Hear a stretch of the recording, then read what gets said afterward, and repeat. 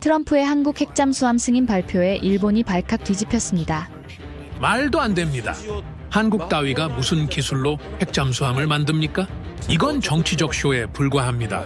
일본 내각정보조사실은 트럼프의 발표를 기술적으로 불가능한 허풍이라며 코웃음 쳤는데요. 일본은 이 결정을 뒤집기 위해 한국의 기술적 결함을 찾아낼 특수요원을 급파했습니다. 하지만 민간 광산으로 위장된 지하기지에 잠입한 그가 목격한 것은 핵잠수함이 아닌 수백 기의 괴물 미사일 현무5였습니다. 그가 올린 충격적인 보고서 한 장에 일본 총리 관저는 패닉에 빠졌죠. 핵잠수함은 미끼였습니다. 진짜는 따로 있었습니다. 도대체 무슨 일이 있었던 걸까요? 일본 엘리트 요원을 절망에 빠뜨린 한국의 침묵의 병기고 지금 시작합니다. 제 이름은 다나카 켄타로. 일본의 심장부 내각정보조사실 소속입니다. 저는 그곳에서도 가장 은밀하고 중요한 정보를 다루는 한반도 기술 분석관입니다. 저의 임무는 감정이 아닌 냉철한 숫자와 물리 법칙으로 상대의 역량을 재단하는 일입니다. 저에게 기술은 거짓말을 하지 않는 유일한 진실이었습니다. 그날도 마찬가지였습니다. 저는 한반도 전역의 전파 신호를 분석한 주간 보고서를 마지막으로 검토하고 있었습니다. 보고서의 결론은 늘 같았습니다. 특이사항 없음. 한국의 기술력은 여전히 통제 가능한 범위 내에 있음. 저는 그 결론에 만족하며 따뜻한 차를 한 모금 마셨습니다. 평화로운 새벽이었습니다. 제가 쌓아 올린 논리의 성벽 안에서 모든 것은 예측 가능했고 통제하에 있었습니다. 바로 그 순간이었습니다. 상황실 전체를 뒤흔드는 붉은 경광등과 함께 비상경보가 울려 퍼졌습니다. 평온했던 공기가 순식간에 찢어졌습니다. 워싱턴 긴급 속보, 1급 경보, 당직 통신관의 외침이 상황실을 갈랐습니다. 모든 분석관들이 일제히 자신의 전산기 화면으로 고개를 돌렸습니다. 제 앞의 화면에도 즉각 경주에서 열리고 있던 아시아태평양 경제협력체 정상회의장의 실시간 영상이 떠올랐습니다. 미국 대통령 트럼프가 연단에 서 있었습니다. 그의 표정은 특유의 자신감으로 가득 차 있었죠. 무슨 일입니까? 예정된 연설이지 않습니까? 제가 물었습니다. 아닙니다. 방금 원고에 없는 발언이 나왔습니다. 통신관이 다급하게 음성을 연결했습니다. 이미 발언은 끝난 뒤였습니다. 하지만 화면 하단에 뜨는 속보 자막이 제 눈을 그대로 얼어붙게 만들었습니다. 미국, 대한민국의 핵추진 잠수함 건조 및 운용 공식 승인. 저는 제 눈을 의심했습니다. 핵, 추진, 잠수함. 그 세 단어가 제 머릿속에서 거칠게 충돌했습니다. 상황실은 일순간 물을 끼얹은 듯 조용해졌습니다. 찻잔을 든 채 굳어버린 분석관, 입을 벌린 채 화면만 응시하는 동료. 그리고 몇 초 뒤 그 침묵은 거대한 분노의 폭발로 바뀌었습니다. 이게 무슨 망발인가? 사토 부장이 자리에서 벌떡 일어났습니다. 그는 주먹으로 책상을 내리치며 소리쳤습니다. 한국 따위에게 핵잠수함을? 미국이 정신이 나갔는가? 상황실의 모든 전산기에서 경보음이 울리기 시작했습니다. 워싱턴, 서울, 베이징, 모스크바. 전 세계의 정보망이 이 하나의 소식으로 마비 상태에 빠졌습니다. 일본 외무성은 말 그대로 정신이 나갈 지경이었습니다. 총리 관저에서 걸려오는 비상 연락이 빗발쳤습니다. 켄타로. 사토 부장이 핏발선 눈으로 저를 돌아봤습니다. 자네는 기술 분석관이다. 이게 가능한 일인가? 한국이 정말 저것을 만들 능력이 있는가? 모든 시선이 저에게로 향했습니다. 저는 천천히 자리에서 일어났습니다. 다른 이들처럼 흥분하지 않았습니다. 저는 분노하고 있었지만 그 분노의 대상은 미국이 아니라 이 어처구니 없는 기만극 그 자체였습니다. 불가능합니다. 제 목소리는 얼음처럼 차가웠습니다. 상황실의 소란이 순간 멎었습니다. 부장님, 그리고 여기 계신 모든 분들. 제가 다시 한번 명확히 말씀드립니다. 이것은 기술적으로 불가능합니다. 저는 연단으로 걸어나가 중앙화면에 제 분석 자료를 띄웠습니다. 이것은 트럼프라는 인물이 벌인 아시아 전체를 혼란에 빠뜨린 최악의 정치적 사기극입니다. 한국은 절대 핵추진 잠수함을 만들 수 없습니다. 제 확신에 찬 목소리의 상황실은 다시 한번 침묵에 빠졌습니다. 저는 기술의 신봉자입니다. 그리고 기술은, 숫자는, 물리학은 거짓말을 하지 않습니다. 아침 9시 내각정보조사실 지하 3층의 방첩 회의실은 그 어느 때보다 무거운 공기로 가득 찼습니다. 총리 관저, 외무성, 방위성, 그리고 우리 정보조사실의 핵심 수뇌부가 모두 모였습니다. 트럼프의 발언이 나온 지 불과 5시간이 지났지만 일본의 외교안보 체계는 뿌리부터 흔들리고 있었습니다. 상황이 최악이다. 외무성에서 파견된 스즈키 국장이 입을 열었습니다. 워싱턴 주재대사관은 그야말로 벌집이 되었습니다. 우리와 가장 가까워야 할 국무부조차 사전에 전혀 이 사실을 통보하지 않았습니다. 이것은 명백한 외교적 배신입니다. 방위성 전략기획부장 역시 격앙된 목소리로 말을 보탰습니다. 일본 해상자위대는 지난 수십 년간 미국의 핵심 파트너로서 동북아 해역을 방어해왔습니다. 그런데 이제 와서 한국에게 전략 무기를 넘겨주겠다. 이건 우리의 뒤통수를 친 것입니다. 당장 우리도 동등한 수준의 기술 이전을 요구해야 합니다. 회의실은 격론으로 들끓었습니다. 모두가 배신감과 굴욕감에 휩싸여 있었습니다. 그때 회의를 주재하던 사토 부장이 저를 지목했습니다. 켄타로 분석관. 아까 상황실에서 자네는 이것이 기술적으로 불가능하다고 단언했네. 이 자리에 모든 수뇌부 앞에서 다시 한번 명확하게 그 근거를 설명해주게. 저는 자리에서 일어나 회의실 중앙으로 걸어 나갔습니다. 제 뒤에 거대한 화면에 한반도 핵물질 및 원자로 기술 평가라는 제목의 보고서 첫 장이 떠올랐습니다. 여기 계신 모든 분들께 감정이 아닌 사실에 기반한 분석을 보고 드리겠습니다. 저는 숨을 깊게 들이마셨습니다. 결론부터 말씀드립니다. 한국의 핵추진 잠수함 보유는 기술적으로 그리고 물리적으로 불가능합니다.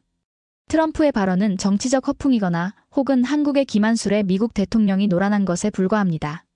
방위성 부장이 제 말을 끊었습니다. 근거는 뭔가? 한국의 조선 기술은 세계 최고 수준이 아닌가? 맞습니다. 저는 그의 눈을 똑바로 바라보며 대답했습니다. 배를 만드는 껍데기 기술은 최고일지 모릅니다. 하지만 잠수함의 심장인 원자로는 차원이 다른 이야기입니다. 저는 화면에 도표 하나를 띄웠습니다. 핵추진 잠수함은 일반 상선과 다릅니다. 수중에서 무한에 가까운 동력을 얻기 위해선 농축도 28 이상의 고농축 핵물질이 절대적으로 필요합니다. 이것이 없으면 핵잠수함은 존재할 수 없습니다. 그런데 한국은 어떻습니까? 저는 다음 화면을 넘겼습니다. 화면에는 한미 원자력 협정의 핵심 조항이 떠올랐습니다. 한국은 미국의 철저한 통제하에 있습니다. 그들은 단 1g의 핵물질도 독자적으로 농축할 권리가 없습니다. 기술도 없습니다. 모든 핵연료는 미국의 허락을 받고 도입하며 사용 후 핵연료 역시 미국의 감시하에 보관됩니다. 그들은 스스로 연료를 만들 능력이 원천적으로 차단되어 있습니다. 그럼 저농축 핵물질로는 불가능한가? 스즈키 국장이 날카롭게 질문했습니다. 불가능합니다. 저는 즉각 대답했습니다. 이론적으로는 가능할지 모릅니다. 하지만 저농축 핵물질로 잠수함을 구동시키려면 원자로의 크기가 지금보다 최소 대여섯 배는 커져야 합니다. 그런 거대한 원자로를 탑재할 잠수함은 이 세상에 존재하지 않습니다. 그것은 물리학의 법칙을 거스르는 일입니다. 회의실은 조용해졌습니다. 저의 논리에는 빈틈이 없었습니다. 그렇다면 한국이 이 모든 것을 비밀리에 개발했을 가능성은 없는가? 사토 부장이 마지막 질문을 던졌습니다. 그 가능성 역시 없습니다. 저는 자신 있게 말했습니다. 고농축 시설은 거대한 전력을 소모하며 엄청난 열을 방출합니다. 우리의 정찰 위성과 미국의 첩보 위성이 지난 수십 년간 한반도를 이잡듯 뒤졌지만 그 어떤 징후도 발견된 바 없습니다. 만약 그런 시설이 존재했다면 우리는 이미 알고 있었을 것입니다. 저는 보고서를 한 장 넘겨 마지막 결론을 띄웠습니다. 한국은 연료가 없습니다. 기술도 없습니다. 경험도 없습니다. 이 세 가지가 모두 0인데 어떻게 결과가 1이 될 수 있습니까? 이것은 기술의 문제가 아니라 산수의 문제입니다. 제 말이 끝나자 회의실을 짓누르던 무거운 공기가 조금 가벼워지는 듯 했습니다. 방위성 부장조차 고개를 끄덕였습니다. 켄타로 분석관의 말이 맞다. 이건 한국의 허풍이거나 트럼프의 망상이다. 그렇다면 우리는 어떻게 대응해야 합니까? 스즈키 국장이 물었습니다. 이것이 허풍임을 증명해야 합니다. 제가 다시 입을 열었습니다. 이 사기극의 실체를 폭로하고 트럼프의 발언을 없던 일로 만들어야 합니다. 지금 워싱턴의 우리 우방들, 특히 미국의 이성적인 관료 집단은 이 어처구니 없는 결정에 당황하고 있을 것입니다. 그들에게 명분이 필요합니다. 명분이라니? 한국의 기술적 결함입니다. 저는 사토 부장을 바라보며 제안했습니다. 한국이 불가능한 일에 도전했다가 처참하게 실패했다는 증거. 그것만 찾아서 워싱턴의 친구들에게 건네준다면 그들은 이 승인을 즉각 철회시킬 것입니다. 일본의 체면도 살고 동북아의 질서도 바로잡을 수 있습니다. 사토 부장의 눈이 빛났습니다. 증거를 찾을 수 있겠나? 그들은 분명히 시도했을 것입니다. 저는 확신에 차서 말했습니다. 어딘가에 버려진 실험용 원자로, 결함투성이인 설계도, 혹은 비밀리에 파헤쳐진 지하시설의 흔적이라도 있을 겁니다. 그들의 실패를 증명하는 것이 저의 임무입니다. 좋다. 사토 부장이 결단을 내렸습니다. 켄타로. 자네에게 전권을 주겠네. 즉시 한국으로 건너가게. 외무성과 방위성은 자네의 활동을 전폭적으로 지원한다. 일본의 명운이 자네의 두 눈에 달렸다. 알겠습니다. 저는 조금의 망설임도 없이 대답했습니다. 회의실을 나오며 저는 차가운 미소를 지었습니다. 저에게 이것은 위기가 아니라 기회였습니다. 감히 일본을 기만하려 한 한국의 오만함을 만천하에 드러내고 기술의 우위가 어디에 있는지를 명확히 증명할 기회였습니다. 저는 가방을 챙겼습니다. 그것은 불가능한 임무가 아니었습니다. 이미 정해진 답을 확인하러 가는 가벼운 여정이었습니다. 한국은 할 수 없고 일본은 우월하다는 그 명백한 진실을 말입니다. 제가 한국 땅을 밟은 것은 그로부터 이틀 뒤였습니다. 임무의 성격상 저는 외교관 신분이 아닌 민간기술자문이라는 위장 신분을 사용했습니다. 서울의 첫 인상은 복잡하고 활기찼지만 제 눈에는 그저 비효율적이고 정돈되지 않은 도시로 보일 뿐이었습니다. 저의 첫 번째 목표는 한국의 두뇌였습니다. 저는 곧장 대전에 위치한 한국원자력연구원으로 향했습니다. 물론 정문을 통과할 수는 없었습니다. 저는 연구원 인근의 한적한 식당에 자리를 잡고 연구소를 드나드는 사람들의 흐름을 관찰했습니다. 저들이 과연 고농축 기술을 알기나 할까? 저는 차가운 조소를 머금었습니다. 저들의 기술 수준은 미국의 통제하에 고작 원자력 발전소를 운영하는 수준에 불과했습니다. 핵잠수함의 심장을 만들 능력은 전무했습니다. 며칠간의 관찰은 소득이 없었습니다. 예상대로였습니다. 그들에게서는 그 어떤 비정상적인 움직임도 감지되지 않았습니다. 그들은 그저 평범한 연구원들에 불과했습니다. 저는 사토 부장에게 1차 중간 보고를 보냈습니다. 대전 특이사항 없음. 예상대로 기술적 한계 명확함. 저의 다음 목표는 손발이었습니다. 배를 만드는 곳 울산과 거제의 조선소였습니다. 저는 관광객으로 위장하여 거제에 위치한 한화오션 그리고 울산의 현대중공업 조선소 근처를 맴돌았습니다. 그 규모는 실로 엄청났습니다. 거대한 골리앗 기중기들이 쉴 새 없이 움직이고 산더미 같은 선박의 조각들이 조립되고 있었습니다. 저는 그들의 생산 능력에 잠시 감탄했습니다. 하지만 껍데기는 껍데기일 뿐이지. 저는 조선소가 내려다 보이는 언덕 위에서 망원경으로 내부를 관찰했습니다. 그들은 상선과 액화 천연가스 운반선을 만드는 데는 도 같은 장인들이었습니다. 하지만 제가 찾는 것은 그것이 아니었습니다. 제가 찾는 것은 비밀이었습니다. 핵잠수함을 건조하는 은밀한 구역이었습니다. 하지만 며칠을 관찰해도 제가 찾는 것은 보이지 않았습니다. 모든 작업은 투명하게 공개되어 있었고 건조 중인 선박들은 모두 민간 상선이었습니다. 군함 몇 척이 보이긴 했지만 그것은 우리가 이미 그 성능을 다 아는 구축함이나 호위함 수준이었습니다. 역시 허풍이었어. 저는 실망감을 감출 수 없었습니다. 증거를 찾아야 하는데 실패의 증거조차 찾을 수 없었습니다. 그들은 아예 시도조차 하지 않은 것이었습니다. 도쿄의 사토 부장에게 두 번째 보고를 보낼 준비를 하던 밤이었습니다. 호텔방에서 위성 전산망을 통해 도쿄 본부와 연결을 시도하고 있었습니다. 켄타로. 사토 부장의 목소리가 암호화된 통신망을 통해 들려왔습니다. 성과가 있나? 아무것도 없습니다. 저는 솔직하게 보고했습니다. 그들은 아예 시도조차 하지 않은 것 같습니다. 이곳에서 핵잠수함의 핵자도 찾아볼 수 없습니다. 모든 것이 예상대로입니다. 이만 복귀. 기다리게. 사토 부장이 제 말을 잘랐습니다. 그의 목소리가 낮게 가라앉아 있었습니다. 방금 위성 분석팀에서 이상 징후를 보고했다. 이상 징후라니요? 자네가 지금 있는 곳에서 멀지 않다. 강원도 산악지대다. 저는 즉시 한국 지도를 펼쳤습니다. 강원도. 태백산맥이 관통하는 험준한 곳이었습니다. 위성 열감지 영상에서 이상 신호가 잡혔다.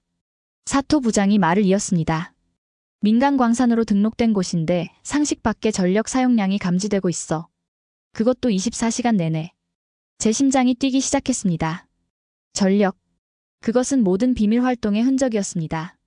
그뿐만이 아니다. 그 광산에서 방출되는 열 패턴이 일반 광산의 그것과 완전히 달라. 마치 거대한 지하도시가 숨쉬고 있는 것 같다고 하더군. 지하도시라니요? 엄청난 규모의 환기시설이 가동되고 있다는 뜻이다. 켄타로. 자네의 판단이 틀렸을 수도 있다. 그들은 시도했다. 다만 우리가 아는 방식이 아니었을 뿐이다. 저는 주먹을 꽉 쥐었습니다. 드디어 꼬리가 잡혔습니다. 그곳이 비밀 농축시설이군요.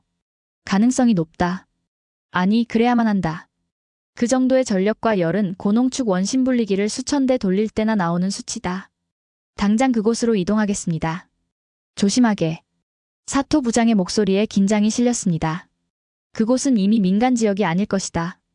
한국 방첩사에 눈이 쏠려 있을 게다. 자네의 임무는 증거를 확보하는 것이다. 그들이 국제 협약을 어기고 비밀리에 핵 개발을 시도했다는 증거 말일세. 알겠습니다. 그들의 실패한 반역을 반드시 세상에 드러내겠습니다. 전화를 끊고 저는 즉시 장비를 챙겼습니다. 흥분으로 온몸이 떨렸습니다. 울산의 조선소는 눈속임이었습니다. 진짜는 산속에 숨어 있었습니다. 그들은 불가능한 일에 도전했고 분명히 실패의 흔적을 남겼을 것입니다. 저는 그 실패를 확인하고 일본의 기술적 우위를 그리고 우리의 판단이 옳았음을 증명하기 위해 어둠 속으로 차를 몰았습니다. 강원도 태백의 산악지대는 제가 상상했던 것보다 훨씬 더 험준했습니다. 칠흑 같은 어둠 속을 몇 시간이나 달렸습니다. 위성 위치 확인 장치에 표시된 좌표는 도로가 끊긴 산 중턱을 가리키고 있었습니다. 저는 차를 버리고 등산 장비를 챙겼습니다. 야간 투시경을 착용하자 숲의 풍경이 녹색의 세계로 펼쳐졌습니다. 민간 광산이라고 했습니다. 하지만 입구로 향하는 길은 철저하게 차단되어 있었습니다. 이중 철책이 쳐져 있었고 곳곳에 동작 감지기와 감시 사진기가 설치되어 있었습니다. 이게 어딜 봐서 민간 광산이란 말인가? 이것은 명백한 군사시설이었습니다. 저는 훈련받은 대로 감시망을 피해 철책을 넘었습니다. 숲속으로 더 깊이 들어가자 거대한 소음이 들려오기 시작했습니다. 우웅하고 낮게 울리는 기계음이었습니다. 그 소리는 땅 밑에서부터 울려 퍼지는 듯 했습니다. 저는 소리의 근원지를 찾아 조심스럽게 이동했습니다. 그리고 마침내 그것을 발견했습니다. 산 중턱에 거대하게 뚫린 환풍구였습니다. 지름이 10m는 좋게 되어 보이는 거대한 환풍구에서 뜨거운 바람이 뿜어져 나오고 있었습니다. 위성 열감지의 정체가 바로 이것이었습니다. 저는 환풍구 근처에 몸을 숨겼습니다. 틀림없다. 이 지하에 그들의 비밀 농축시설이 있다. 저는 휴대용 전파 분석기를 꺼냈습니다. 주변의 전파 신호를 분석하기 시작했습니다. 하지만 이상했습니다. 그 어떤 의미 있는 신호도 잡히지 않았습니다. 완벽한 침묵.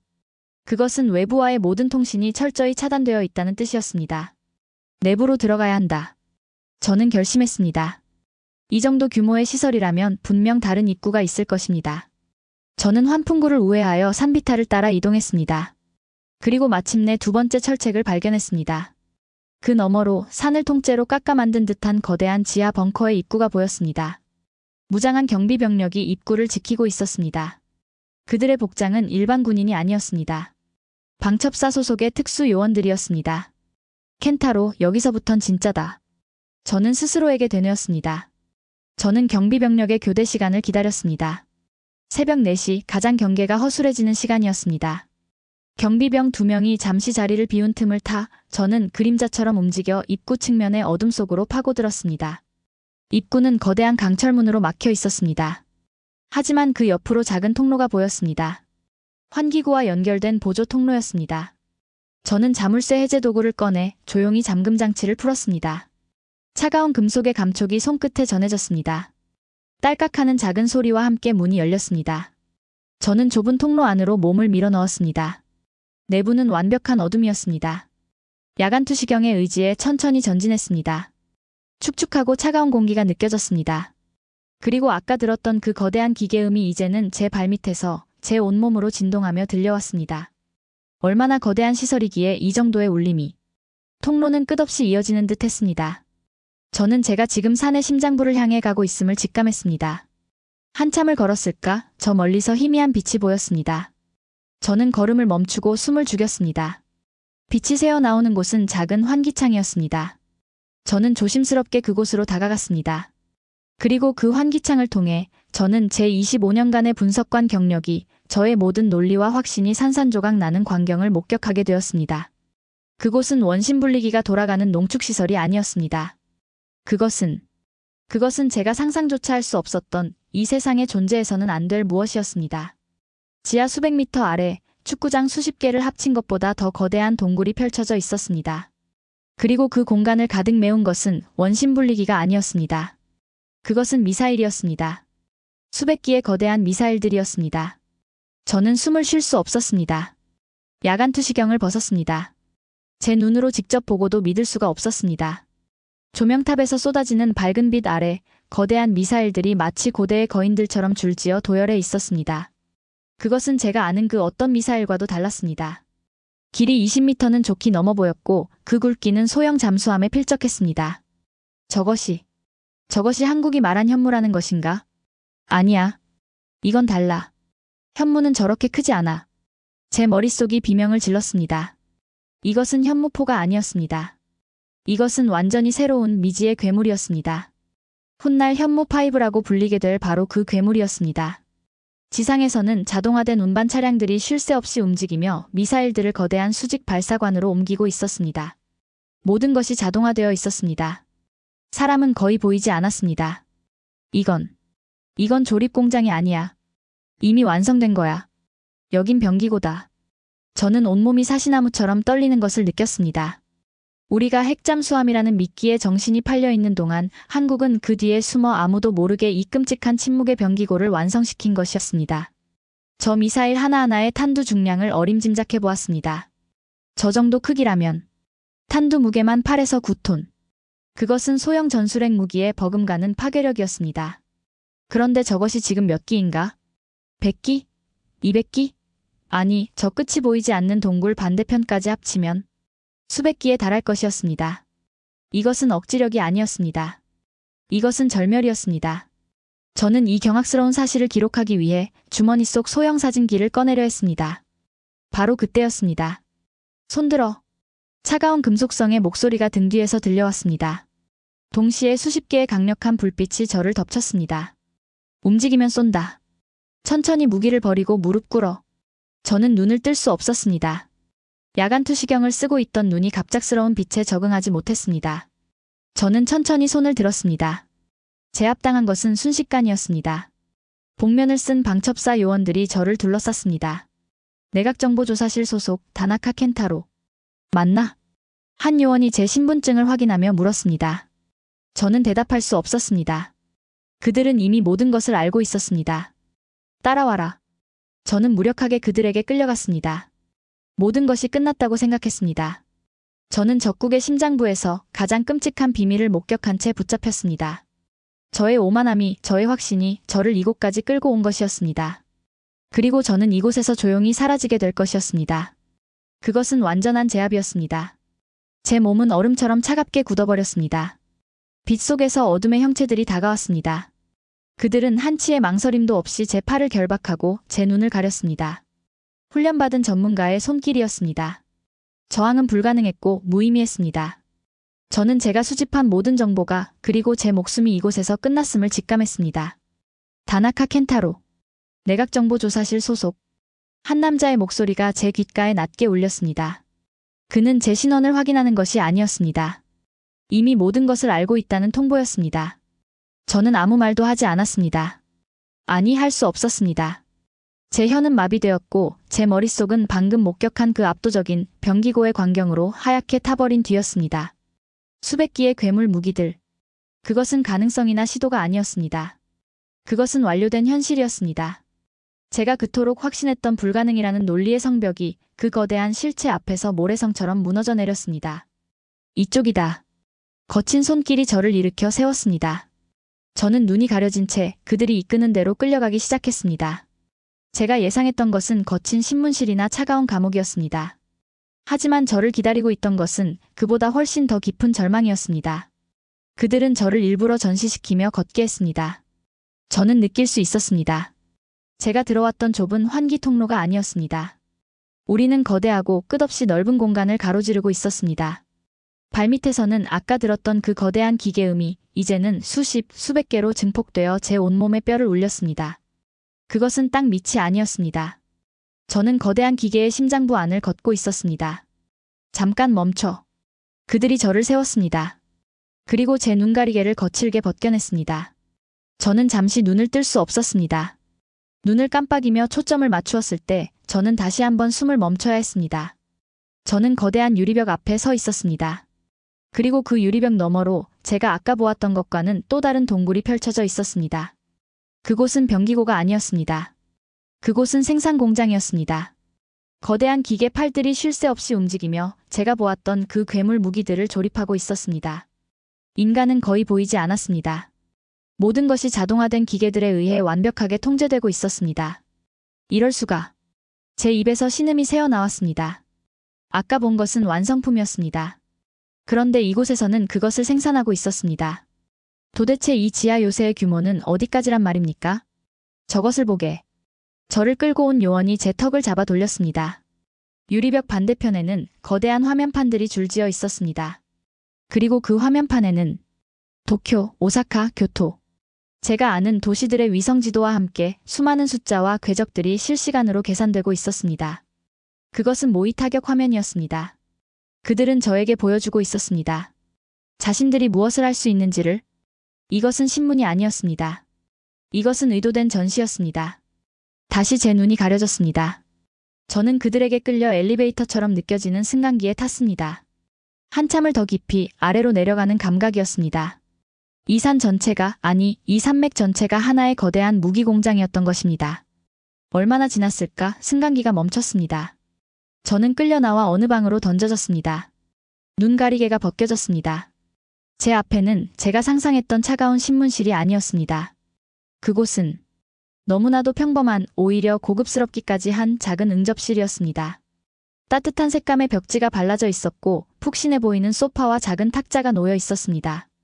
벽에는 수묵화가 걸려 있었습니다. 이 살벌한 지하 요새와는 전혀 어울리지 않는 평온한 공간이었습니다. 저는 혼란스러웠습니다. 공포보다 더 무서운 것은 이해할 수 없는 상황이었습니다.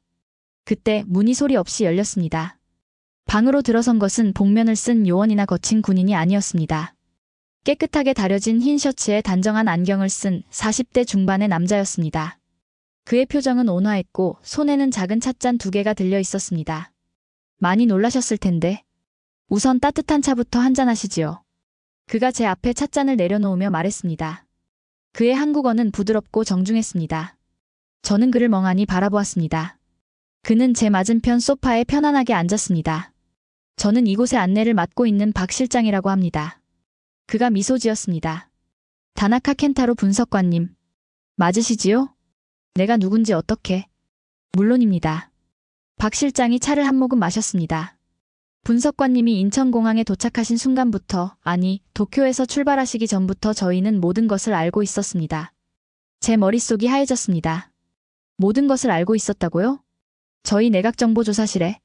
아, 사토 부장님 말씀이십니까? 박 실장이 웃었습니다. 부장님께서 한국의 기술적 결함을 찾아오라는 밀명을 내리신 것도 알고 있습니다. 정치적 쇼를 증명하러 오신 것 아닙니까?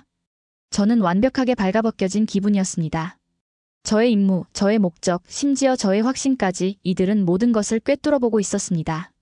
어떻게? 켄타로 분석관님. 박 실장이 몸을 앞으로 숙였습니다. 그의 눈빛은 여전히 온화했지만 그 안에는 강철 같은 무언가가 있었습니다. 분석관님은 한 가지 중대한 실수를 하셨습니다. 실수? 분석관님은 저희가 무엇을 만드는지만 궁금해했지 왜 만드는지는 단 한 번도 생각하지 않으셨습니다. 안 그렇습니까? 저는 대답할 수 없었습니다. 분석관님은 기술만 보셨습니다. 그가 말을 이었습니다. 고농축 핵물질이 없으니 불가능하다. 물리학적으로 말이 안 된다. 당신의 분석은 완벽했습니다. 숫자만 본다면 말입니다. 그는 자리에서 일어나 벽면으로 걸어갔습니다. 그가 벽의 한 부분을 누르자 수묵화 그림이 옆으로 밀려나며 거대한 화면판이 드러났습니다. 하지만 분석관님, 당신의 그 완벽한 분석표에 단 한 가지 빠진 변수가 있었습니다. 그게 뭡니까? 바로 절박함입니다. 박 실장이 화면판을 켰습니다. 그곳에 나타난 것은 제가 잠입했던 바로 그 지하 병기고의 실시간 영상이었습니다. 수백 기의 괴물 무기들이 차갑게 도열해 있었습니다. 이것이 왜 가능했는지 이제부터 설명해드리지요. 박 실장은 마치 박물관의 안내인처럼 제게 이 끔찍한 병기고의 탄생 비화를 설명하기 시작했습니다. 그것은 제 평생 들어본 가장 충격적인 보고였습니다. 켄타로 분석관님, 당신과 당신의 상사들은 우리가 핵잠수함을 만들고 싶어 한다고 생각했습니다. 맞습니까? 미국의 승인을 받아내기 위해 안간힘을 쓴다고 판단했지요. 저는 고개를 끄덕일 수밖에 없었습니다. 그게 사실이었습니다. 트럼프의 승인 발표가 모든 것의 시작이었습니다. 박 실장이 웃었습니다. 그것이 바로 우리가 의도한 것입니다. 네. 핵잠수함. 그가 화면판을 가리켰습니다. 그것은 우리가 전 세계에 던진 미끼였습니다. 저는 제 귀를 의심했습니다. 미끼라고요? 생각해 보십시오. 박 실장이 제게 다가왔습니다. 전 세계 모든 정보기관, 모든 군사 전문가들이 핵이라는 단어에만 집중했습니다. 한국이 고농축 핵물질을 얻을 수 있나? 없나? 원자로를 만들 수 있나? 없나? 당신처럼 말입니다. 모두가 하늘만 쳐다보고 있었습니다. 그의 목소리는 조용했지만 방 안의 공기를 얼어붙게 만들었습니다. 그 덕분에 우리는 조용히 땅을 팔 수 있었습니다. 그는 화면을 전환했습니다. 제가 봤던 자동화 생산 공장의 영상이었습니다. 당신들은 우리가 미국의 허락을 받아야만 움직일 수 있는 존재라고 생각했습니다. 그 오만함이 당신들의 눈을 가린 것입니다. 우리는 허락을 구한 것이 아닙니다. 우리는 당신들이 한눈을 파는 동안 힘을 완성한 것입니다. 하지만 이 무기들은 뭡니까? 저는 참지 못하고 소리쳤습니다. 이것은 핵무기 아닙니까? 아닙니다. 박 실장이 단호하게 고개를 저었습니다. 이것은 핵무기가 아닙니다. 하지만 핵무기보다 더 무서운 것이지요. 켄타로 분석관님, 당신은 기술 전문가이니 잘 아시겠지요. 저 무기 하나의 탄두 중량이 얼마로 보이십니까? 저는 아까 어림짐작했던 수치를 떠올렸습니다. 8톤. 아니, 9톤은 좋게 되어 보입니다. 정확합니다. 박 실장이 고개를 끄덕였습니다. 우리는 이것을 현무5라고 부릅니다. 핵탄두가 아닙니다. 하지만 9톤의 고성능 폭약이 음속의 수십 배로 목표물에 떨어진다면 그 파괴력은 어떨까요? 저는 입술이 바짝 마르는 것을 느꼈습니다. 그것은 전술 핵무기에 버금가는 파괴력이었습니다. 우리는 핵을 보유하지 않고도 핵을 가진 것과 동일한, 아니 그 이상의 억지력을 갖게 된 것입니다. 핵무기는 사용의 명분과 정치적 부담이 따르지만 이것은 다릅니다. 이것은 우리의 판단하에 언제든 사용할 수 있는 현실적인 몽둥이입니다. 이런 미친 짓이라고요? 박 실장의 눈빛이 처음으로 차가워졌습니다. 70년간 총부리를 겨눈 채 휴전 중인 나라입니다. 주변에는 세계 최강의 군대들이 우리를 둘러싸고 있습니다. 우리의 생존을 우리 스스로 책임지겠다는 것이 미친 짓입니까? 아니요. 그것이야말로 가장 이성적인 판단입니다. 그는 화면판에 또 다른 영상을 띄웠습니다. 그것은 제가 잠입했던 환풍구 그리고 산 전체의 구조도였습니다. 당신은 우리가 원심불리기를 돌릴 전력이 어디서 나오는지 궁금해했지요. 맞습니다.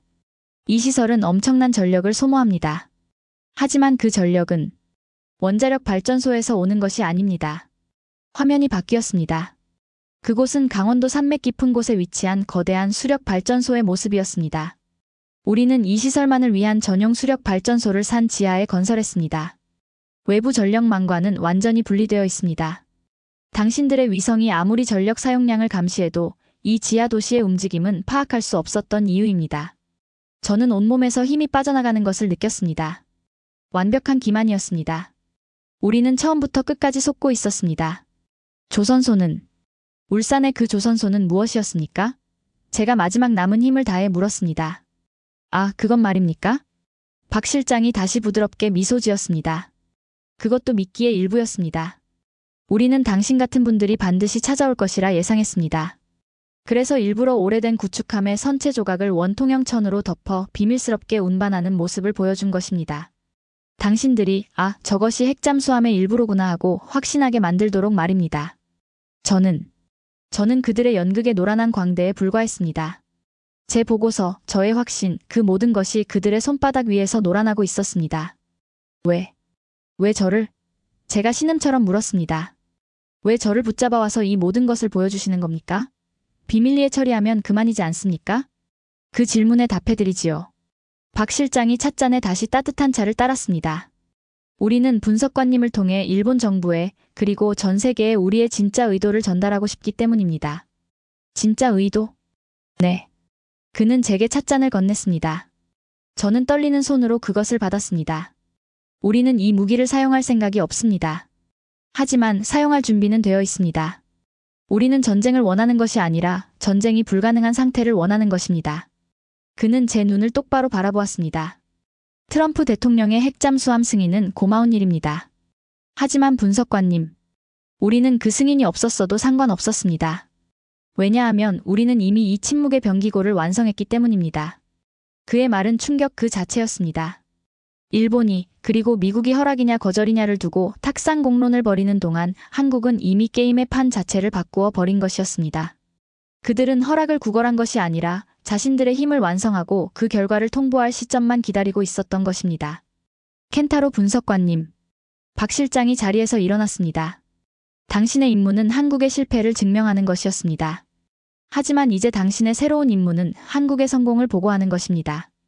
당신이 본 그대로 한치의 거짓도 없이 말입니다. 우리가 핵이라는 낡은 규칙에 얽매여 있을 때 한국은 핵을 넘어서는 새로운 규칙을 만들었다고 보고하십시오. 그리고 그가 제 어깨에 손을 얹었습니다. 우리는 전쟁범죄국인 당신들과는 다르다고, 우리는 이 힘을 오직 생존을 위해서만 사용할 것이라고 말입니다. 저는 고개를 들 수 없었습니다. 그것은 완벽한 지적 패배였습니다. 저의 모든 논리, 저의 모든 확신, 저의 25년 경력이 이 조용한 응접실에서 따뜻한 차 한 잔과 함께 산산조각 났습니다. 그 순간 저는 제가 알던 세계가 무너지는 소리를 들었습니다. 박 실장의 마지막 말은 단순한 설명이 아니었습니다. 그것은 지난 25년간 제가 쌓아 올린 모든 지식과 신념, 그리고 조국 일본의 우월감에 대한 완벽한 사형 선고였습니다. 우리는 허락을 구걸하는 처지였고 한국은 힘을 완성하고 통보할 시점만을 기다리고 있었습니다. 제 손에서 찻잔이 미끄러졌습니다. 다행히 소파 위로 떨어져 깨지지는 않았지만 따뜻했던 차가 제 손등 위로 쏟아지며 얼룩을 남겼습니다. 하지만 저는 그 뜨거움을 느낄 수 없었습니다. 제 온몸의 피가 얼음장처럼 차갑게 식어버렸기 때문입니다. 이 모든 것이 처음부터 계획된 것이었습니까? 제 목소리는 저 자신도 믿을 수 없을 만큼 심하게 떨리고 있었습니다. 박 실장은 제 질문에 대답하는 대신 방 한쪽에 서 있던 부관에게 조용히 손짓했습니다. 부관이 다가와 제 앞에 새로운 찻잔을 정중하게 내려놓았습니다. 다나카 분석관님. 박 실장이 다시 입을 열었습니다. 그의 목소리는 여전히 나긋했지만 이제 그 안에는 서리빨 같은 냉철함이 자리 잡고 있었습니다. 계획이라고 하셨습니까? 우리는 그것을 계획이라 부르지 않습니다. 우리는 그것을 생존이라 부릅니다. 그는 소파에서 일어나 아까 저를 경악하게 했던 그 거대한 화면판 앞으로 걸어갔습니다. 화면에는 여전히 수백 기의 현무 5 유도탄들이 잠들어 있는 지하 병기고의 모습이 실시간으로 비치고 있었습니다. 분석관님 같은 기술 전문가께서는 저 무기들의 숫자에만 집중하실 겁니다. 몇 기인가, 탄두 중량은 얼마인가, 사정거리는 어디까지인가?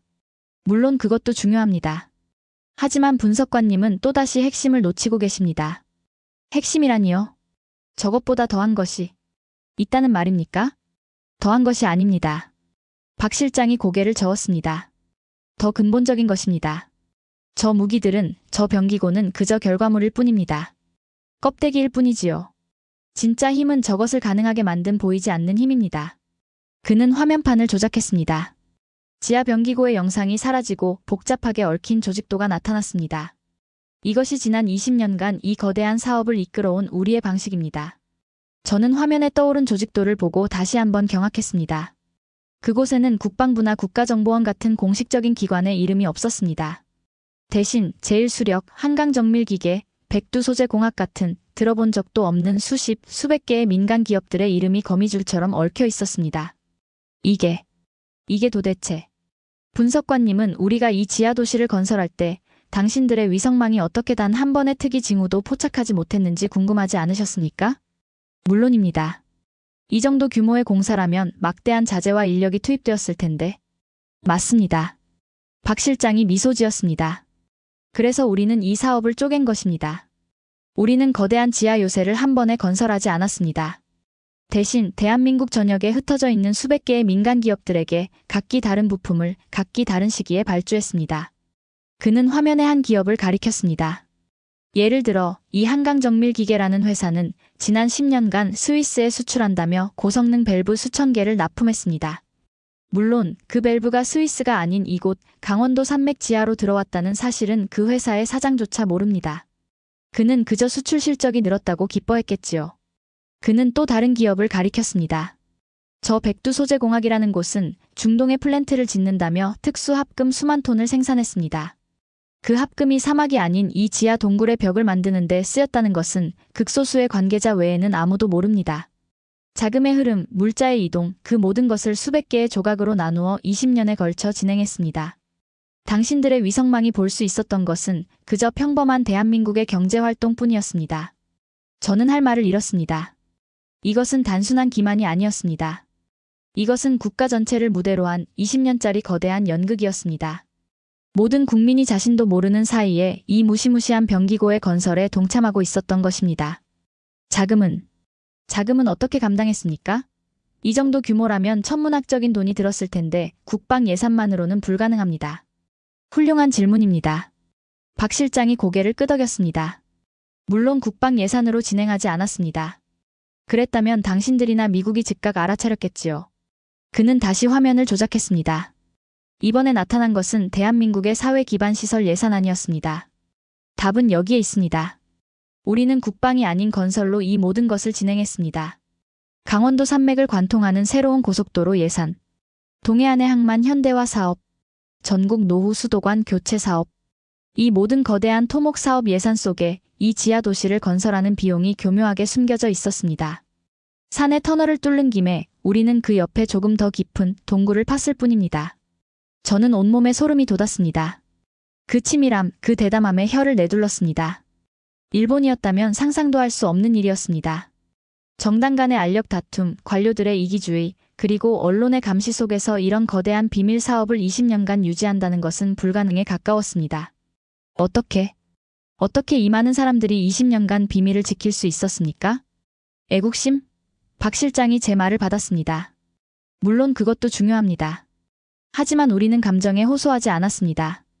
우리는 체계를 만들었습니다. 이 사업에 관여된 핵심 인력은 1000명이 채 되지 않습니다. 그리고 그들은 서로가 무슨 일을 하는지 절대 알 수 없도록 철저히 분리되어 있습니다. 밸브를 만든 사람은 그 밸브가 어디 쓰이는지 모르고 합금을 만든 사람은 그 합금이 무엇이 되는지 모릅니다. 오직 이곳, 이 지하의 심장부에서만 모든 조각이 하나로 맞춰집니다. 그는 저를 바라보았습니다. 그리고 분석관님처럼 그 조각을 맞추려다 길을 잃은 분들은 우리가 정중히 안내해드리지요. 그의 온화한 말투 속에 숨겨진 냉혹함이 제 등줄기를 서늘하게 만들었습니다. 이제 저를 어쩔 생각이십니까? 제가 떨리는 목소리로 물었습니다. 저를 제거할 겁니까? 박 실장은 제 질문에 크게 웃음을 터뜨렸습니다. 제거라니요. 그가 손사래를 쳤습니다. 다나카 분석관님, 우리는 야만인이 아닙니다. 아까 말씀드리지 않았습니까? 분석관님은 우리의 중요한 전령이십니다. 우리는 분석관님을 극진히 모신 뒤 안전하게 돌려보낼 것입니다. 돌려보낸다고요? 이 모든 것을 본 저를? 물론입니다. 박 실장이 다시 소파에 앉으며 말했습니다. 우리가 원하는 것은 당신의 보고서입니다. 당신이 본 이 모든 것을 당신의 상관들에게 그리고 일본 정부 수뇌부에 한치의 빠짐도 없이 전달하는 것. 그것이 우리가 당신을 초대한 이유입니다. 저는 그의 의도를 도무지 이해할 수 없었습니다. 왜입니까? 왜냐하면 박 실장이 차를 한 모금 마셨습니다. 우리는 당신들이 오해하는 것을 원치 않기 때문입니다. 오해? 네. 당신들은 우리가 핵잠수함이라는 장난감을 얻고 싶어 안달이 난 어린애들인 줄 압니다. 미국의 허락이나 받아내려 애쓰는 그런 존재로 얕보고 있지요. 하지만 이제 당신은 진실을 보았습니다. 우리는 이미 어른이 되었습니다. 우리는 이미 우리 집을 지킬 몽둥이를 완성했습니다. 우리는 허락이 아니라 존중을 원합니다. 그리고 존중은 동등한 힘에서 나온다는 것을 우리는 잘 알고 있습니다. 그의 말은 논리정연했습니다. 그들은 저를 위협하는 것이 아니었습니다. 그들은 저를 설득하고 있었습니다. 자신들의 힘을 정확히 인지시키고 일본이 더 이상 한국을 얕보거나 잘못된 판단을 하지 않도록 교육하고 있었습니다. 저는 무력감에 휩싸였습니다. 이것은 제가 상상했던 첩보전이 아니었습니다. 이것은 압도적인 힘을 가진 존재가 그렇지 못한 존재에게 베푸는 자비에 가까웠습니다. 이제 돌아가도 좋습니까? 물론입니다. 하지만 그 전에 한 가지만 더 보여드릴 것이 있습니다. 박 실장이 자리에서 일어났습니다. 분석관님은 이 병기고가 무기라고 생각하시겠지만 사실 이것은 거대한 방패의 일부일 뿐입니다. 우리가 진정으로 완성한 것은 따로 있습니다. 그가 방의 또 다른 벽면을 누르자 이번에는 응접실 전체가 어두워지며 방 자체가 하나의 거대한 지휘 통제실로 변했습니다. 제가 앉아있던 소파 앞의 탁자가 사라지고 그 자리에 거대한 한반도 입체 지도가 솟아올랐습니다. 저는 비명을 지를 뻔했습니다. 놀라지 마십시오, 켄타로 분석관님. 박 실장의 목소리가 어둠 속에서 울렸습니다. 이곳이 바로 이 지하 요새의 두뇌입니다. 당신이 본 병기고는 근육에 불과합니다. 입체 지도 위로 수천 수만 개의 빗줄기들이 오가기 시작했습니다. 한반도 전역의 모든 군사자산, 발전소, 항만, 도로망, 심지어 기상정보까지 실시간으로 표시되고 있었습니다. 이것이 우리의 전장관리 체계입니다. 이 나라에서 일어나는 모든 일을 실시간으로 파악하고 예측하고 통제합니다. 저는 입을 다물지 못했습니다. 이것은 일본이나 미국이 수십 년간 수천억을 쏟아부어도 완성하지 못한 꿈의 지휘 통제 체계였습니다. 이게 어떻게? 20년입니다. 박 실장이 말했습니다. 우리는 무기만 만든 것이 아닙니다. 우리는 이 무기를 가장 효율적으로 그리고 가장 현명하게 사용할 수 있는 두뇌를 함께 만들었습니다. 우리는 이 체계를 통해 전쟁이 일어나기 전에 전쟁을 끝낼 수 있습니다. 바로 그때였습니다. 평화롭던 지휘 통제실 전체에 날카로운 경고음이 울려 퍼지기 시작했습니다. 경고, 경고, 서해상 미확인 함대 접근, 북측 발사 징후 포착. 입체 지도 위에 붉은 점들이 나타나기 시작했습니다. 서해 한가운데에서 수십 척의 중국 함정들이 빠른 속도로 우리 측 해역을 향해 접근하고 있었습니다. 동시에 북한의 한 미사일 기지에서 강력한 발사 준비 신호가 잡혔습니다. 이건 저는 본능적으로 상황을 파악했습니다. 이것은 중국과 북한의 동시 도발이었습니다. 남쪽과 북쪽에서 동시에 압박을 가하는 최악의 시나리오였습니다. 박 실장님, 지금 당장. 저는 당황해서 외쳤습니다. 하지만 박 실장은 놀랍도록 침착했습니다. 그는 경고음을 듣고도 마치 일상적인 보고를 받는 듯 차분한 표정이었습니다. 분석관님, 지금부터 잘 보십시오. 이것이 우리가 전쟁을 끝내는 방식입니다. 그는 제복을 입은 작전관들에게 명령을 내렸습니다.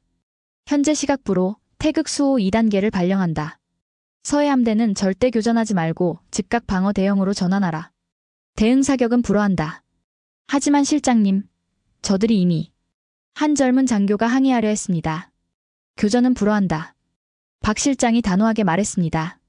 우리는 저들과 싸울 필요가 없습니다. 그는 저를 돌아보며 묘한 미소를 지었습니다. 그리고 눈을 가동시키게. 알겠습니다. 눈을 가동합니다.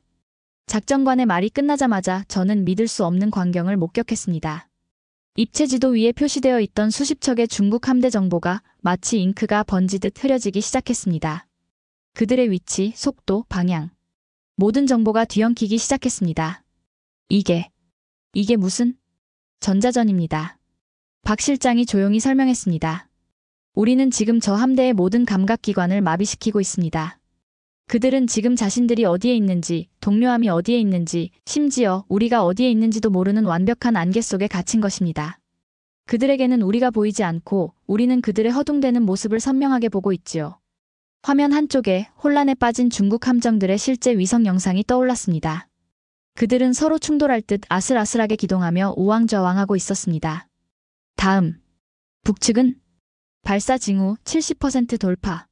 3분 뒤 발사 유력. 좋습니다. 박 실장은 여전히 침착했습니다. 발사대 주변 여론을 제거하게. 여론 제거? 그게 무슨? 제가 묻는 순간 또 다른 놀라운 일이 벌어졌습니다. 입체 지도 속 북한 기지의 온도를 나타내던 붉은 표시가 마치 불을 끄듯 순식간에 사라졌습니다. 이건 말도 안 돼. 어떻게 열을? 우리는 저들의 발사대에 미사일을 쏜 것이 아닙니다. 켄타로 분석관님. 박 실장이 설명했습니다. 우리는 그저 저 발사대에 전력을 공급하는 변전소를 정확하게 찾아내 그곳에 회로판만 태워버렸을 뿐입니다. 아주 강력한 전자기 충격파로 말이지요. 파괴 없이. 무력화시켰다고요? 그렇습니다. 발사대는 멀쩡합니다. 인명피해도 없습니다. 하지만 그들은 적어도 48시간 동안은 저 발사대를 다시 가동시킬 수 없을 겁니다. 우리는 불필요한 피를 흘리지 않고 위협의 근원만을 정확하게 제거했습니다. 경고음이 멎었습니다. 서해의 중국 함대는 혼란 속에서 황급히 기술을 돌려 퇴각하기 시작했습니다. 북한의 발사 징후도 완전히 사라졌습니다. 위기는 단 5분 만에 총 한 발 쏘지 않고 종료되었습니다. 저는 소파에 주저앉았습니다. 다리에 힘이 들어가지 않았습니다. 제가 본 것은 전쟁이 아니었습니다. 그것은 완벽하게 조율된 수술이었습니다. 이제 아시겠습니까? 박 실장이 제 옆에 섰습니다. 우리가 왜 핵잠수함 따위에 연연하지 않았는지를, 우리는 지난 20년간 싸워서 이기는 방법이 아니라 싸울 필요가 없게 만드는 방법을 연구했습니다. 이 현무5 병기고는 그 모든 것이 실패했을 때를 대비한 가장 마지막에 가장 무서운 방패일 뿐입니다. 그는 어둠 속에서 빛나고 있는 입체 지도를 바라보았습니다. 다나카 분석관님, 당신의 조국, 일본은 과거에 우리에게 씻을 수 없는 상처를 주었습니다. 당신들은 힘을 앞세워 남을 짓밟았습니다. 하지만 우리는 다릅니다. 우리는 이 압도적인 힘을 가지고도 상대를 파괴하는 대신 멈추게 하고 물러서게 만듭니다. 우리는 피를 원하지 않습니다. 우리는 그저 그 누구도 감히 우리를 넘보지 못하는 평화를 원할 뿐입니다. 저는 그 순간 완벽하게 깨달았습니다. 일본은 졌습니다. 기술에서 진 것이 아니었습니다. 철학에서 졌습니다. 우리는 과거의 영광을 되찾기 위해 남의 허락을 구걸하며 자존심 싸움을 벌이고 있었습니다. 하지만 한국은 미래의 생존을 위해 누구도 모르게 절대적인 힘을 완성하고 그 힘을 쓰지 않는 지혜까지 갖추었습니다. 이것은 상대가 되지 않는 싸움이었습니다. 이제 정말로 돌아가셔도 좋습니다. 박 실장이 제게 손을 내밀었습니다. 가셔서 당신이 본 그대로를 전하십시오. 우리가 무엇을 가졌는지, 그리고 우리가 그 힘을 어떻게 사용하는지를.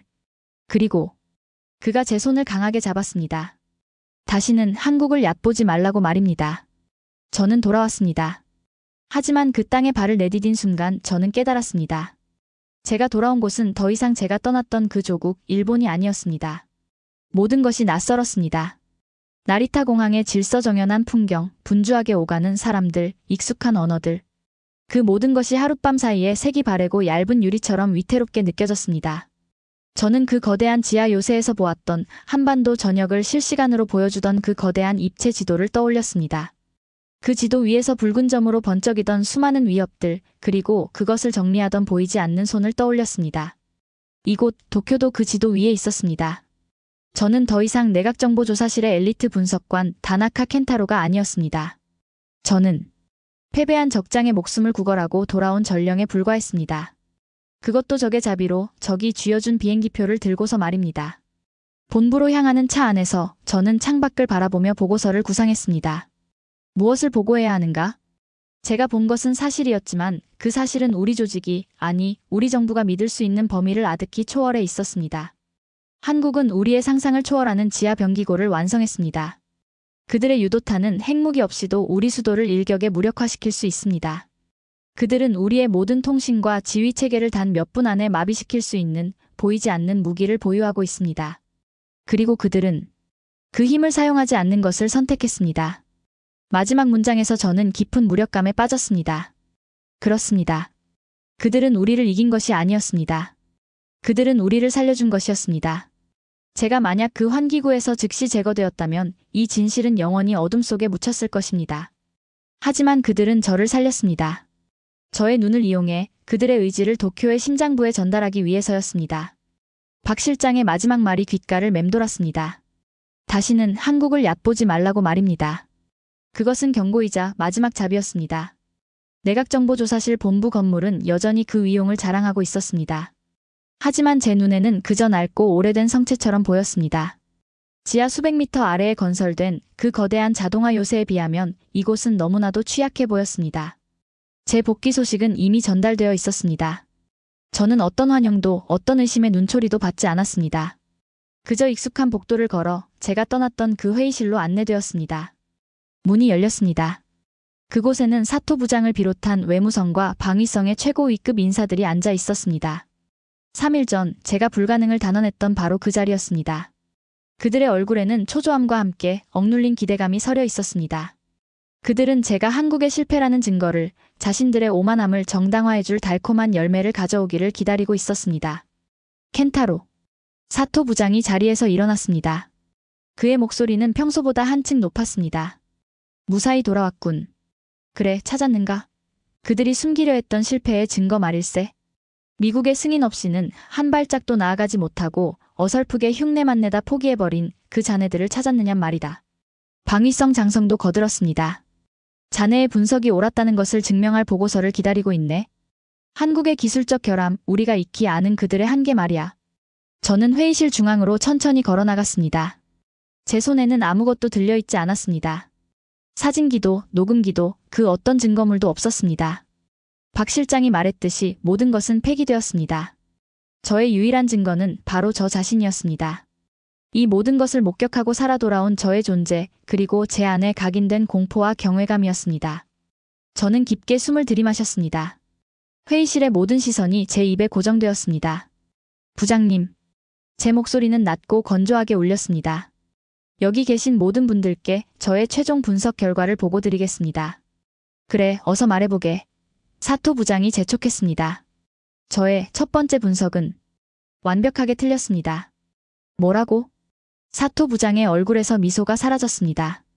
한국은 실패하지 않았습니다. 그들은 시도한 것이 아니었습니다. 그들은 이미 완성했습니다. 회의실의 공기가 얼어붙었습니다. 방위성 장성이 믿을 수 없다는 듯 되물었습니다. 완성이라니? 그게 무슨 말인가? 자네가 불가능하다고 하지 않았나? 고농축 핵물질이 없이는 절대 불가능하다고. 그렇습니다. 저도 그렇게 믿었습니다. 저는 그들의 눈을 하나하나 마주치며 말했습니다. 그것이 그들의 첫 번째 기만이었습니다. 그들은 우리가 핵에만 집착하도록 유도했습니다. 우리가 핵잠수함이라는 껍데기에 온 정신이 팔려있는 동안 그들은 우리의 상상을 아득히 뛰어넘는 전혀 다른 힘을 완성시켰습니다. 다른 힘이라니. 알아듣게 설명하게, 켄타로. 병기고입니다. 저는 제가 본 것을 그대로 묘사하기 시작했습니다. 강원도 산맥 지하 수백 미터 아래에 그들은 거대한 지하 도시를 건설했습니다. 그 규모는 도쿄의 신주쿠 지하상가를 수십 개 합친 것보다 거대했습니다. 그리고 그곳은 비어있지 않았습니다. 뭐가 있었단 말인가? 유도탄이었습니다. 저는 눈을 감았습니다. 그 압도적인 광경이 다시 떠올랐습니다. 수백 기였습니다. 제가 아는 그 어떤 무기 체계와도 달랐습니다. 길이가 20m를 넘고 탄두의 무게만 9톤에 달하는 괴물들이었습니다. 그 모든 것이 발사 준비를 마친 채 완벽하게 도열해 있었습니다. 9톤이라고? 방위성 장성이 경악하며 되물었습니다. 그건 전술 핵무기급이 아닌가? 그렇습니다. 그들은 핵무기를 만드는 대신 핵무기와 맞먹는 파괴력을 가진 재래식 유도탄을 대량 생산하는 길을 택했습니다. 핵 보유국이라는 정치적 비난은 피하면서 그에 준하는 억지력을 완성한 것입니다. 거짓말이다. 사토 부장이 소리쳤습니다. 20년간 우리의 눈을 속이고 그런 대규모 공사를 진행했다고? 불가능해. 자금은, 전력은 우리가 모를 리가 없어. 그들은 우리의 감시망을 완벽하게 기만했습니다. 저는 제가 들은 사실을 그대로 전달했습니다. 수백 개의 민간 기업으로 위장한 부품 조달망, 고속도로나 항만, 건설 같은 사회 기반 시설 예산으로 위장한 건설 비용, 그리고 그 모든 것을 가동시키는 산맥 속의 지하 전용 수력 발전소까지. 제가 한마디를 내뱉을 때마다 회의실 안의 공기는 더욱 차갑게 식어갔습니다. 장성들의 얼굴은 백지장처럼 하얘졌고 스즈키 국장은 굳은 표정으로 무언가를 계속 받아 적었습니다. 켄타로. 자네? 잡혔던 건가? 사토 부장이 떨리는 목소리로 물었습니다. 그렇습니다. 그들은 저를 초대했습니다. 초대? 그들은 제가 잠입한 순간부터 모든 것을 알고 있었습니다. 그들은 저를 잡아 가두는 대신 그들의 지휘 통제실로 데려갔습니다. 저는 마지막 결정타를 날려야 했습니다. 제가 목격한 그 전쟁 같지 않은 전쟁의 순간을 말입니다. 그리고 저는 목격했습니다. 저는 3일 전 새벽에 벌어진 서해와 북쪽 땅에서의 동시 도발 상황을 설명했습니다. 중국 함대가 서해로 밀고 들어왔고 북한은 유도탄 발사 징후를 보였습니다. 최악의 상황이었습니다. 하지만 그들은 단 한 발의 포도, 단 한 기의 유도탄도 쏘지 않았습니다. 저는 박 실장의 모습을 떠올리며 말했습니다. 그들은 정리를 시작했습니다. 서해 함대에는 강력한 전자기파를 방사하여 함대의 모든 통신망과 조준체계를 먹통으로 만들었습니다. 그들은 순식간에 눈과 귀가 먼 바다 위의 고철 덩어리가 되었습니다. 북쪽의 발사기지에는 더 끔찍한 일을 했습니다. 그들은 기지를 파괴하지 않았습니다. 그들은 수백 킬로미터 밖에서 정확히 그 기지에 전력을 공급하는 변전소의 회로판만을 골라 태워버렸습니다. 인명피해 없이, 시설 파괴 없이 위협의 심장만을 멈추게 한 것입니다. 회의실은 완벽한 침묵에 휩싸였습니다. 숨소리조차 들리지 않았습니다. 그 모든 일이 단 5분 만에 끝났습니다. 저는 보고를 마쳤습니다. 그리고 그 침묵을 깬 것은 사토 부장의 광기 어린 웃음소리였습니다. 켄타로. 자네 정말 대단한 이야기를 지어냈군. 전자기파? 변전소 저격?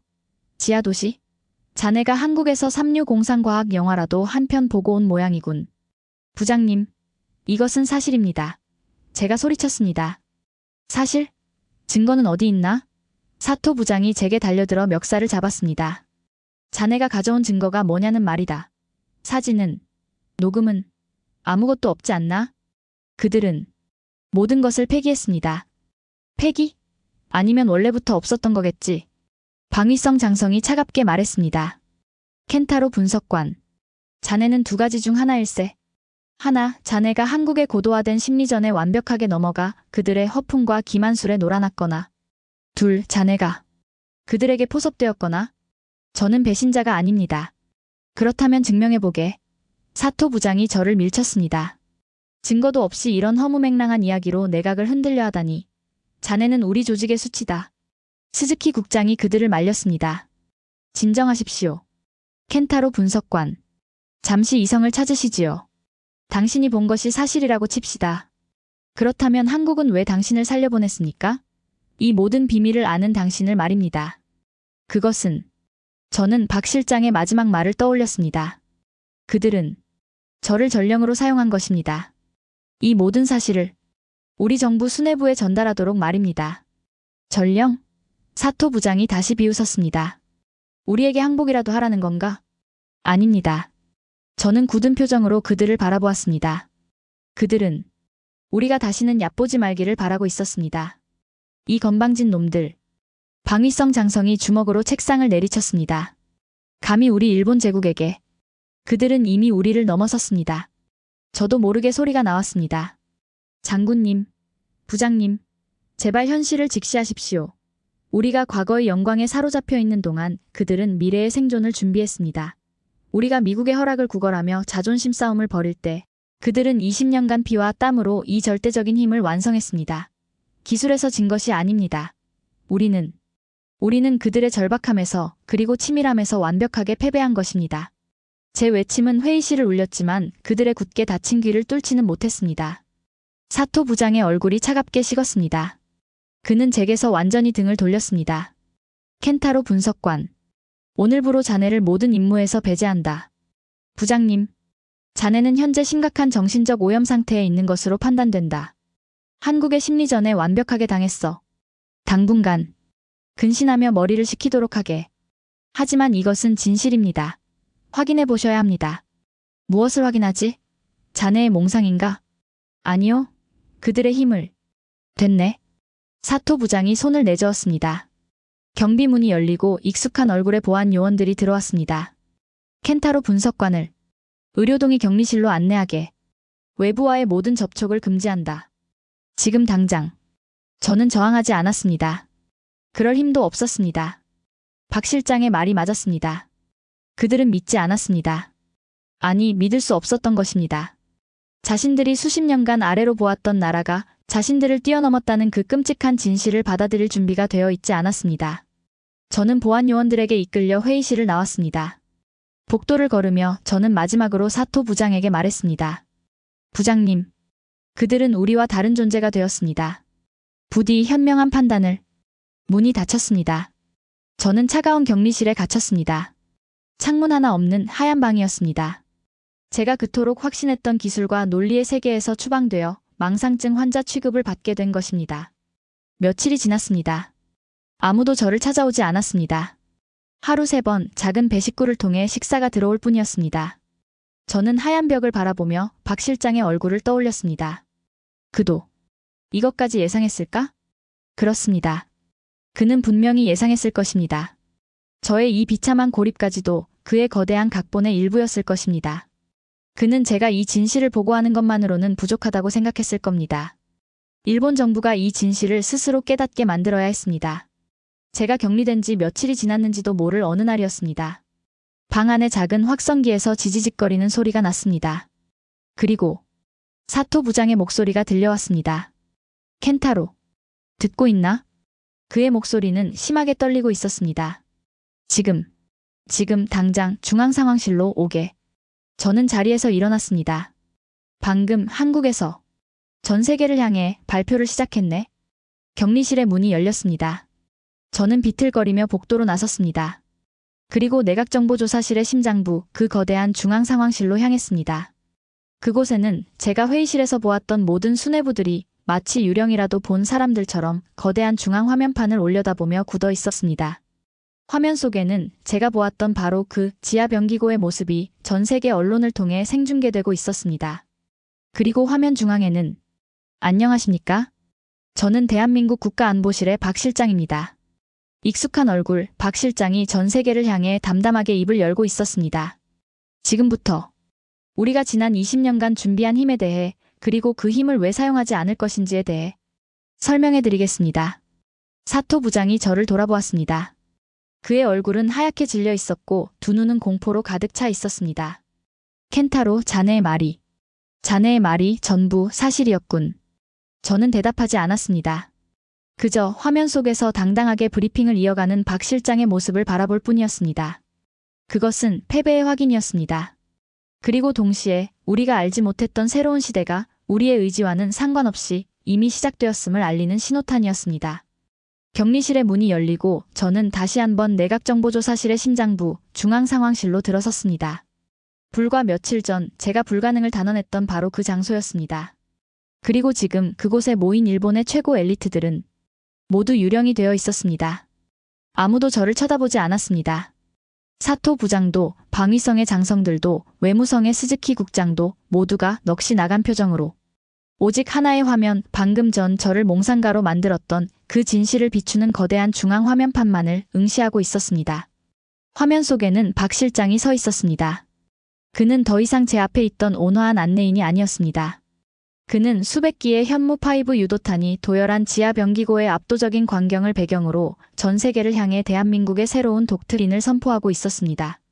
우리는 지난 20년간 침묵 속에서 이 힘을 길러왔습니다. 박 실장의 목소리는 상황실 전체를 무겁게 울렸습니다. 그것은 제가 들었던 조용한 음성이 아닌 승리한 국가의 확신에 찬 목소리였습니다. 이 힘은 파괴를 위한 것이 아닙니다. 이 힘은 이 한반도에서 다시는 그 누구도 감히 전쟁을 생각조차 하지 못하게 만들기 위한 절대적인 방패입니다. 화면은 잠시 제가 직접 목격했던 그 지휘 통제실의 모습으로 바뀌었습니다. 그리고 3일 전 새벽 서해 함대와 북쪽의 기지를 동시에 무력화시켰던 그 정리의 순간이 편집된 영상으로 전 세계에 송출되고 있었습니다. 상황실 여기저기서 억눌린 신음이 터져나왔습니다. 방위성 장성의 얼굴은 잿빛으로 변해 있었습니다. 그는 보았습니다. 자신들의 자랑스러운 최신의 함대조차 저 보이지 않는 힘 앞에서 어떻게 속수무책으로 무너질 수 있는지를 말입니다. 우리는 핵무기를 보유하지 않았습니다. 박 실장이 다시 화면에 나타났습니다. 그의 뒤로는 이제 미국의 백악관과 중국의 중나나이 그리고 도쿄의 총리 관저를 동시에 연결하는 화상 연결망이 떠 있었습니다. 그는 전 세계의 지도자들을 불러 모아놓고 있었습니다. 우리는 핵이라는 낡은 약속에 우리의 생존을 맡기지 않았습니다. 우리는 우리 스스로의 피와 땀으로 핵의 공포를 넘어설 수 있는 현실적인 억지력을 완성했습니다. 우리는 이 힘을 사용하여 그 누구도 위협하지 않을 것입니다. 하지만 분명히 말씀드립니다. 우리를 위협하려는 그 어떤 시도도 우리는 용납하지 않을 것입니다. 그것은 선언이었습니다. 미국을 향한 독립선언이었고 중국과 러시아를 향한 경고였으며 그리고 우리 일본을 향한 마지막 통첩이었습니다. 방송이 끝났습니다. 화면은 검게 변했지만 상황실의 그 누구도 움직이지 않았습니다. 수십 명의 엘리트들이 마치 시간이 멈춘 것처럼 그 자리에 얼어붙어 있었습니다. 제가 그토록 증명하려 했던 한국의 실패는 없었습니다. 대신 일본의 완벽한 패배만이 남아 있었습니다. 얼마나 시간이 흘렀을까? 그 무거운 침묵을 깬 것은 사토 부장이었습니다. 그는 천천히, 아주 천천히 저를 돌아보았습니다. 그의 눈에는 더 이상 분노나 경멸감이 없었습니다. 그의 눈에 서려 있던 것은 제가 지하 요새에서 느꼈던 것과 똑같은 모든 것을 잃어버린 자의 공허함과 순수한 공포였습니다. 켄타로. 그의 목소리는 쇳소리처럼 갈라져 나왔습니다. 자네는 저들을 직접 만나지 않았나? 그는 제게 답을 구하고 있었습니다. 기술 전문가 켄타로가 아닌 적의 심장부에서 살아 돌아온 전령 켄타로에게 말입니다. 그들이 원하는 것이 대체 무엇인가? 저는 천천히 그에게로 걸어갔습니다. 회의실의 모든 수뇌부들이 저를 바라보고 있었습니다. 불과 1시간 전까지만 해도 저를 망상증 환자로 취급했던 그들이었습니다. 저는 박 실장이 제게 했던 말을 떠올렸습니다. 우리는 허락이 아니라 존중을 원합니다. 저는 사토 부장의 눈을 똑바로 바라보며 제 마지막 보고를 시작했습니다. 그들은 아무것도 원하지 않습니다. 아무것도? 네. 그들은 이미 모든 것을 가졌기 때문입니다. 저는 상황실 전체를 둘러보며 말했습니다. 그들은 돈을 원하지 않습니다. 그들은 이미 20년간 수백 개의 민간 기업과 사회 기반 예산을 동원해 그 누구의 도움도 없이 이 거대한 사업을 완성시켰습니다. 그들은 기술을 원하지 않습니다. 그들은 이미 우리의 감시망을 완벽하게 속이고 미국조차 완성하지 못한 전장관리 체계와 전자기 무기를 독자적으로 개발했습니다. 그리고 저는 목소리를 낮추었습니다. 그들은 우리의 허락 따위는 더더욱 필요로 하지 않습니다. 그럼 대체 왜? 그들은 우리가 알아주기를 바랬습니다. 저는 박 실장의 얼굴을 떠올렸습니다. 우리가 더 이상 그들을 과거의 식민지나 미국의 방패막이로 취급하지 않기를 바랬습니다. 우리가 그들을 대등한 존재로 어쩌면 우리보다 한 수 위의 존재로 인정하기를 바랬던 것입니다. 오늘 이 발표는 전 세계를 향한 그들의 선포이자 우리 일본을 향한 마지막 배려였습니다. 우리가 스스로 깨달을 수 있도록 말입니다. 사토 부장은 제 말에 대답하지 못했습니다. 그는 그 자리에 주저앉았습니다. 그의 어깨는 한 나라의 정보기관 수장이라고는 믿을 수 없을 만큼 처참하게 무너져 내리고 있었습니다. 저는 그 모습을 잠시 바라보았습니다.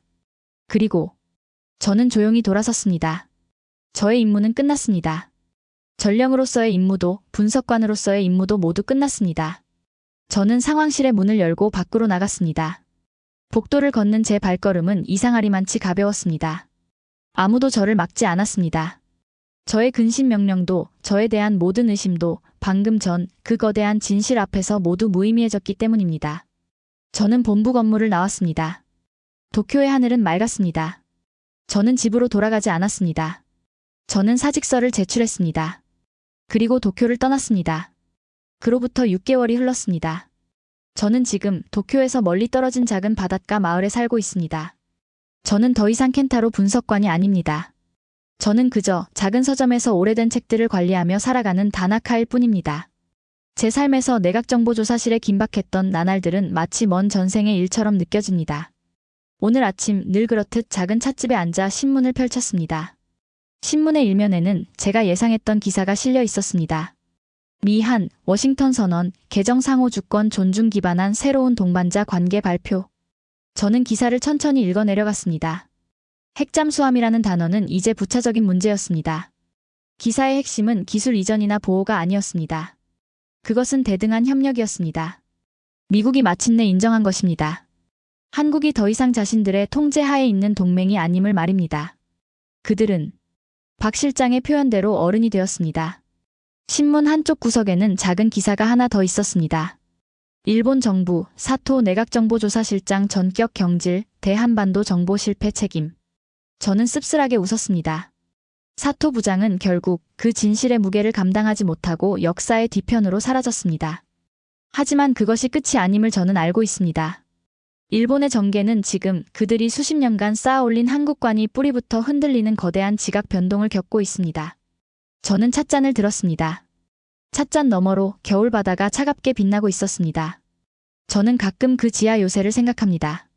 그곳에서 제가 목격했던 압도적인 힘, 그리고 그 힘을 사용하지 않기로 선택했던 박 실장의 그 차분한 눈빛을 말입니다. 그들은 옳았습니다. 진정한 힘은 상대를 파괴하는 능력에서 나오는 것이 아니었습니다.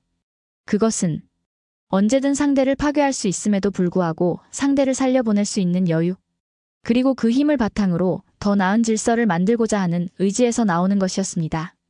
우리는 그 의지에서 패배한 것입니다. 저는 신문을 덮었습니다. 이제 저의 보고는 끝났습니다. 저는 더 이상 패배자가 아닙니다. 저는 그저 가장 먼저 새로운 시대를 목격한 증인일 뿐입니다. 창밖의 바다는 말이 없었습니다. 하지만 저는 알고 있었습니다. 저 바다 건너편의 그 작은 나라가 이제는 그 누구도 무시할 수 없는 거대한 침묵의 힘이 되어 이 바다의 평화를 지켜보고 있다는 것을 말입니다. 그리고 그 사실이 이상하게도 저를 안심시키고 있었습니다. 여러분은 오늘 핵잠수함이라는 미끼 뒤에 숨겨진 한국의 진짜 속내를 목격하셨습니다. 일본이 허락과 명분에 집착할 때 한국은 생존을 위해 지하에서 조용히 힘을 완성했습니다. 핵은 필요 없다. 이것 20발이면 당신들의 수도는 사라진다. 이 대사야말로 자주국방이 무엇인지 보여주는 가장 강력한 한마디가 아닐까 싶습니다. 이 이야기가 여러분의 가슴에 자부심을 안겨주었다면 좋아요와 공유로 더 많은 분들께 이 통쾌한 진실을 알려주십시오. 시청자 여러분께서는 오늘 이야기에서 가장 충격적이었던 장면이나 대사가 무엇이었나요? 댓글로 여러분의 생각을 남겨주시면 그 의견을 모아 다음 영상 제작에 꼭 반영하겠습니다.